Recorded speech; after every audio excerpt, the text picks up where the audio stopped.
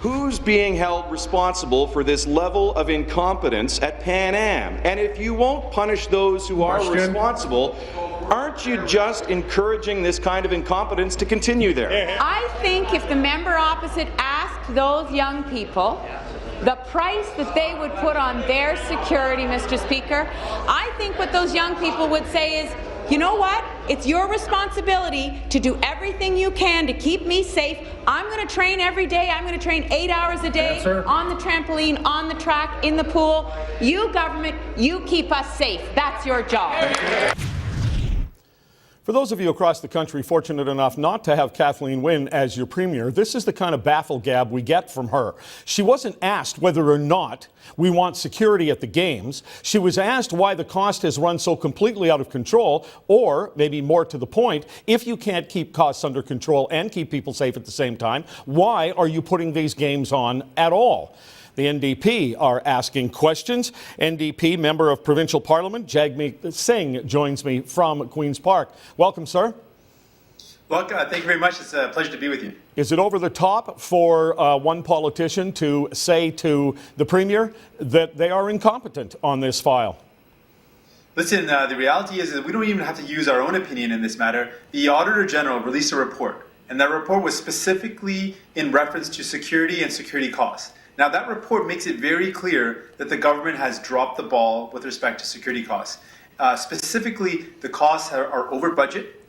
Because they've been so delayed, the delay is actually going to increase the cost that we as taxpayers have to pay. So that's another very big issue. On top of that, the one security contract they put forward didn't include security for the field of play and for the athletes. It secures the assets and the equipment, but not the actual players or the field. So this level of mismanagement is simply unacceptable. We support our athletes, but we don't support a government which is so inept at managing our resources.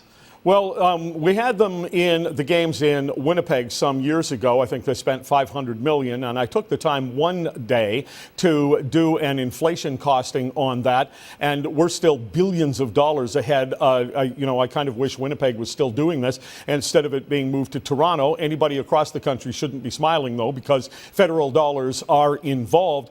Is there any explanation at all to your satisfaction as to why not just the security you talked about, but the games in general have just ballooned in cost? Well, Jerry, this is the issue.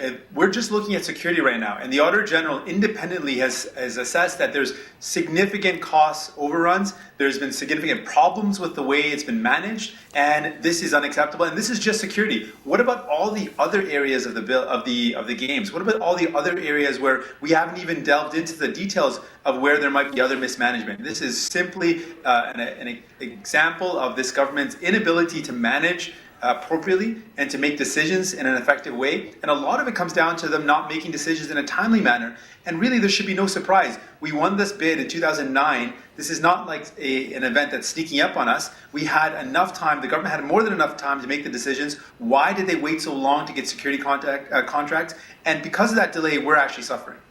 Well, they say that it's billions of dollars because they're also including all kinds of infrastructure that we're going to be left with. Is that a reasonable excuse for some of the cost?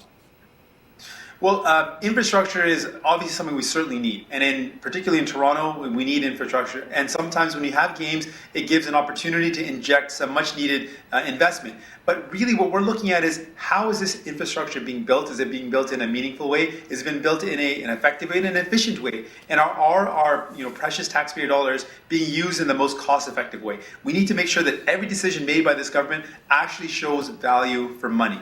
And in many instances, we're not seeing that. When it comes to the Airlink is not going to provide a viable source of transit for many people who live along the route. Many people living around the route won't be able to use that source of transit. So that infrastructure investment could have been a lot better if they would have made it electrified, if they would have made it acceptable or accessible to people who live along that route so they could use it as a relief line for Toronto.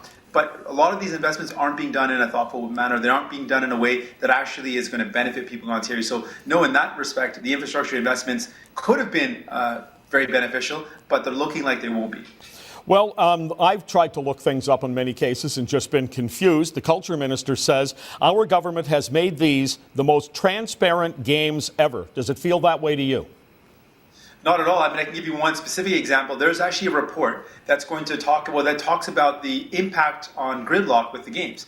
And in fairness, people need to know that if there's an event of this caliber, of this nature, of this size, there might be an impact to our gridlock, to our transit, or to our transportation. Something that naturally we would expect, but there's a report that they're not willing to table. The government is sitting on this report and not tabling it, not letting people know what that impact is going to be, what are the estimates, how much of a delay will it cost people in terms of their commute time. This is a report that's available, it's ready, but it's not being released. When it comes to security costs, we're asking, okay, what will be the final cost? Why is there such a delay in getting all the contracts? There's 8 months till the games, and we still don't have security for the fields of play, for the actual players. Why is it taking so long? And what is the government going to do now at the 11th hour to fix it? These are questions that we've been asking, and instead of answers, we get this spin where they start talking about how criticizing the way the government's handling this is somehow criticizing the athletes. It's absolutely not. We support our athletes. We believe in them. We want to celebrate their talents and all their commitment. But we don't want a government to be unaccountable. As opposition, that's our job, to make sure the government is accountable, and we'll continue to do that. Yes, continue to do so. Thank you very much, and thanks for your time here. Thanks, sir.